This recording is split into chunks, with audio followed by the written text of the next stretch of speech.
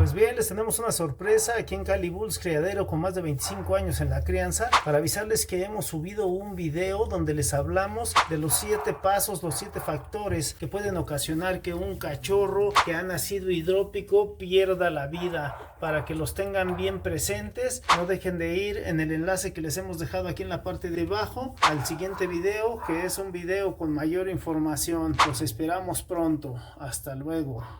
Para ver el video completo, búscanos como Cali Bulls en nuestro canal de YouTube.